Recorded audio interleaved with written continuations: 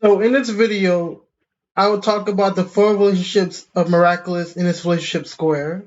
So for those that don't know, Miraculous is about two teenagers who use these spirits called Kwamis to fight villains and transform. It's pretty much a villain of the week type of scenario with different villains each episode and some villains return in some episodes, while giving us some Sailor Moon transformations and giving the fans the best case of blue balls for the main relationship between the two main characters, Marionette and Adrian, causing me to know how to read a love square. This show began back in 2015, which is wow, that was an Obama year.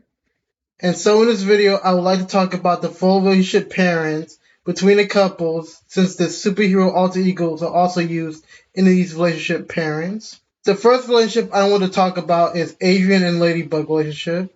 In my opinion, this is my least favorite of the four possible relationships. In this relationship, you have love-stricken Adrian with what can feel a bit more bossy Marionette. Usually in their interactions, Marionette is a lot more strict and Adrian is just there, especially in his scenes with Ladybug. Some episodes that you can really see this pairing at are Wishmaker and Godzilla. The reason I dislike this relationship the most is that it kind of highlights both of the characters' worst personalities and qualities without giving room for growth. Ladybug is pretty much the most opinionated and stubborn in this form. She takes everything on her own and can seem bossy because of it. Adrian is also completely love-stricken in this form. He completely trusts Ladybug and goes with whatever plan she comes up with. Also, in this relationship, Ladybug's love for Adrian can cloud her ability to make the best decisions, such as choosing Adrian to have the snake Kwame during Wishmaker, or choosing him to have the dog Kwame, which, even though it wasn't completely her fault, did cause her to lose her Kwames at the end of season 4. The relationship pretty much seems like it's a bossy woman paired up with a trophy husband, in which the trophy husband is there to look good and do some extracurriculars at home. I also think this is a relationship that a lot of fans like the least out of the four. The next relationship I want to talk about is the Ladybug Cat Noir side of the relationship square.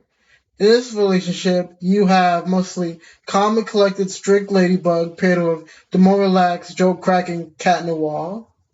This is a relationship that is more balanced compared to the last relationship. This relationship you can see in a real life where you have a strict person paired with a more chill, relaxed person. This is a relationship that has changed the most since the last two seasons. Because at first, if you look, it started off as a one-sided relationship because Cat Noir fell in love with the confident Ladybug that appeared in the Oregon episode of the season 1 finale. But you also have the fact that Ladybug likes Adrian, which can make the show frustrating and comical because they're the same people. And then the relationship evolves into having trust issues because of the events that happened in Cat Blanc, in which Cat Noir destroyed the world due to losing his emotions. This led to Ladybug keeping things from Cat Noir, such as the other holders, and relying on him less, and more on the other Kwame users. This obviously frustrates Cat Noir, and he ends up quitting in the episode Kuro Nico. That episode is very good in showing the importance and compatibility of the Cat Noir and Ladybug relationship, since Ladybug got what she may have seemed like the perfect superhero partner, but she still missed the original Cat Noir and wanted him back. If you're just curious to see an actual shipping of them, the Blueville episode in season 3 would make an excellent episode for that. This distrust leads to Ladybug losing the Kwames and Ladybug being distraught, but luckily Cat Noir was there to cheer her up in the season 4 finale, lighting a fire by saying, "You still have me, my lady." Now, as the beginning of season 5 has shown the relationship is more connected and they rely on each other more, this relationship is without its own problems.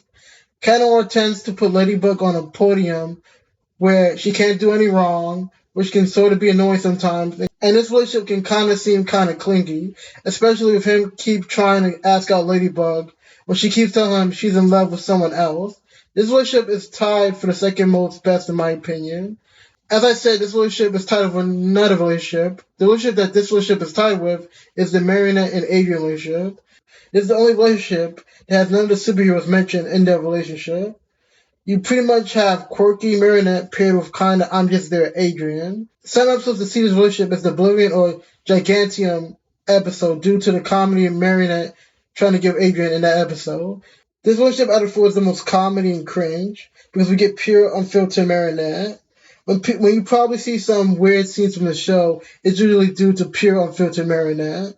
Some of the things Marinette goes through just to try to talk to Adrian, situations it can cause, such as trying to break into an all-guy party by dressing as a guy, or having complex plans, such as in the Gigantium episode, or just on the top of the iceberg when it comes to cringy, over-the-top Marinette.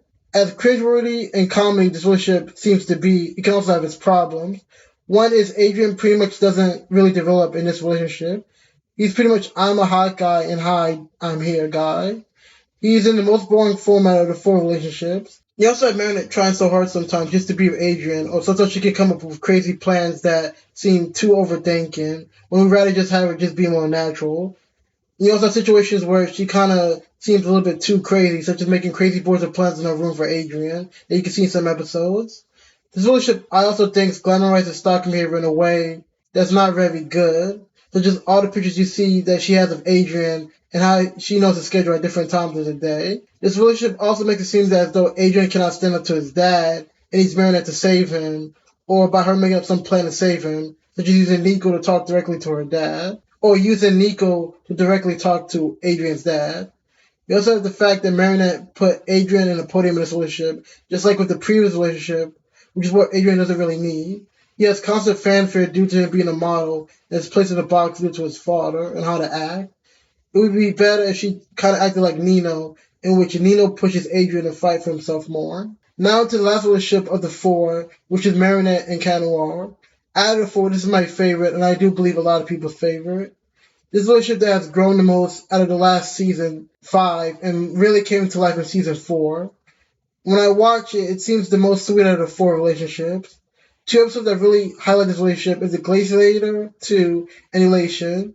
What makes this relationship the best out of the 4 seem much better is that you don't have one side put another side on the podium. You don't have an overbearing personality like you do with Ladybug and Adrian. Both sides seem equal, which you can't really see in the other 3 relationships. You also, when they are together, as seen in the mentioned episodes I mentioned before, they seem to make themselves better people overall, such as in Glaciator 2, Marinette learned to better express her expressions without being so cringeworthy. In that situation, we also get to see more of Cat Noir's charming side, in which he isn't overly joking and being nice, and we get to see how he thinks sometimes, which isn't normally seen. And you can see this by the great advice he gives Marinette when she's trying to. You can also see this by the great advice he gives Marinette by teaching her how to express her emotions without coming off so weird and cringeworthy in a letter. Out of the 4 relationships, this also seems the most compatible and realistic personality-wise. The only bad part of this relationship is that we don't get to see more of it. All in all, Miraculous is a show full of cringe and relationship blue balls for its fans. Even with all that, we Miraculous fans just can't help watch it. Thank you for watching my video. Like, subscribe. Videos posted every Sunday, and bug out.